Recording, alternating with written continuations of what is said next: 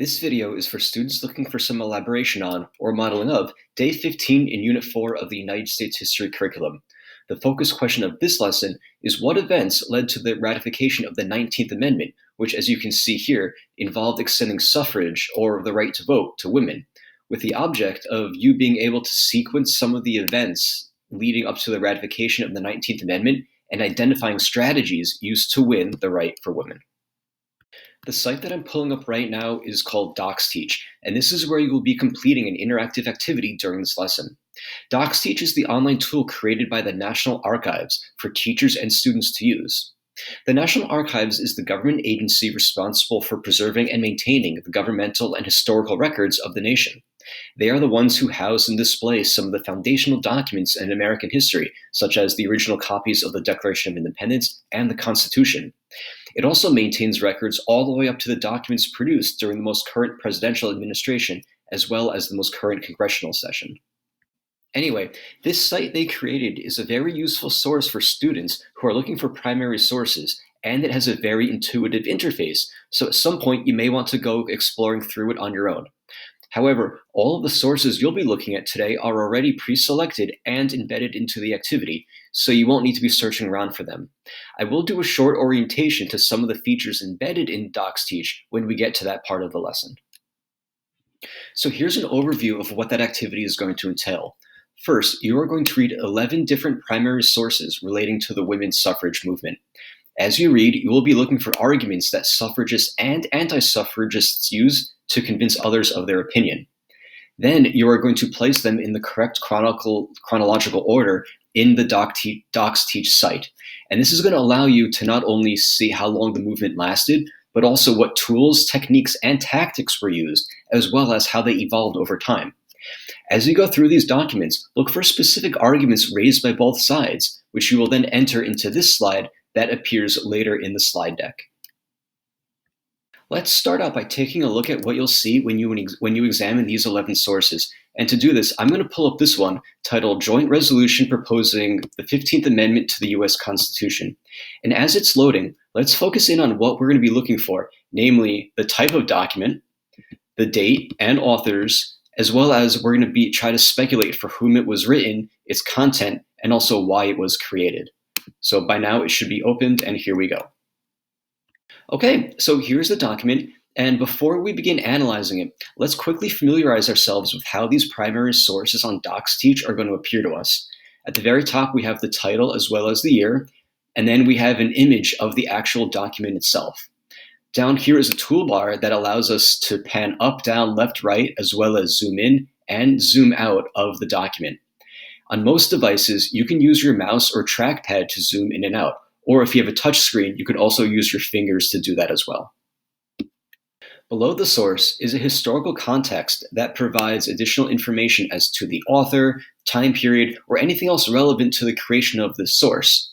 Some, but not all documents have also been typed out, which you can click on this button, Show or Hide Transcript, to display. This is very useful when examining documents that are handwritten or otherwise illegible. As you can see with this one is also primarily handwritten. Another benefit of using the transcript that my own students have found useful is that since they aren't able to highlight directly on the image of the primary source, they have used the highlighting function of their web browser or even downloaded a free app that allows them to highlight in the context or the transcript, which you see me doing here. This will be especially useful since you'll be reading through 11 documents looking for arguments, tools, and tactics used by both the suffragists and the anti-suffragists. So now that our orientation to DocsTeach is complete, let's take a closer look at this document. Personally, I always prefer reading the context first because it helps me understand a lot more as I do my first read. And we can see here that it was passed by Congress in 1869 and ratified the following year. And this amendment said that no male citizen shall be denied the right to vote based on their race, color, or previous condition of servitude. So just by reading this first line of the context and keeping in mind the title, I think we already have the answer to those three questions. This is a congressional document, we have two dates, and to speculate to its audience and purpose, it's pretty clear that it was designed to provide African American men, and in particular formerly enslaved men, with the right to vote. After reading the rest of this context, let's look at the document itself. And when I zoom in, I can see that parts of it are handwritten while others are typed. So to help me read these, I'm going to scroll down and turn on the transcript function.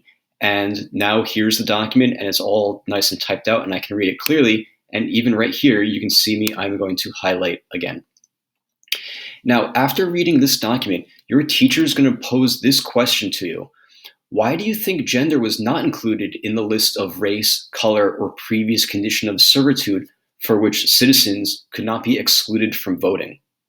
And this is a really interesting question for which there are likely a variety of valid answers. So think back to what you've already previously learned about American society during this time period. Also, you might be asking yourself, why was this document about providing African American men with the legal right to vote included in a lesson about women's suffrage?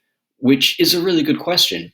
Just as a reminder, even though the 15th Amendment was ratified in early 1870, the women's suffrage movement was already decades old, with individuals such as Susan B. Anthony and Elizabeth Cady Stanton spearheading the movement in the mid-1800s.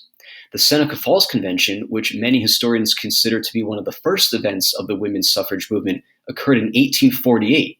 So how do you think suffragists reacted to this amendment? And what, if any, impact do you think it had on their own movement? From here, we transition to the actual activity, and here, as a refresher, are the directions that we went through a few minutes ago. Remember, as you read these documents, keep an eye out for the arguments, tactics, and tools used by each side to promote their cause, which you're going to add to your T-chart.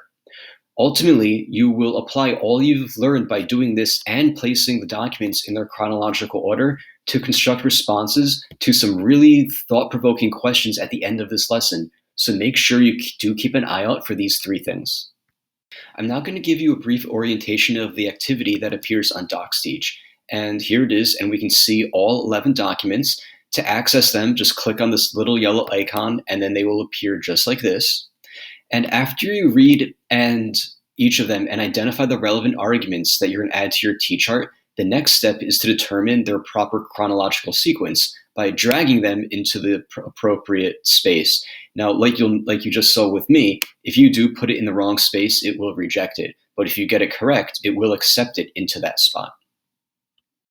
Just as one more guiding model before you tackle these documents on your own, let's remind ourselves of what we should be thinking about as we analyze them. And to help us with this, I'm going to pull up the model that is included in the slide deck, which you can see right here in front of you. Here we can see some of the more general questions, like the ones I modeled with you earlier, such as who are the authors, what type of document is this, what is its purpose, who is the intended audience, and so forth. However, I would also strongly urge you to consider questions such as, what technique does this source indicate was used, as well as how effective would this have been?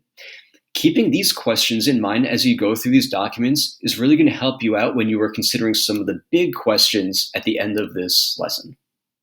Once you are done with the DocsTeach activity and you've put the documents in their proper chronological sequence and you've identified arguments used by both sides, you'll apply your knowledge to these three questions.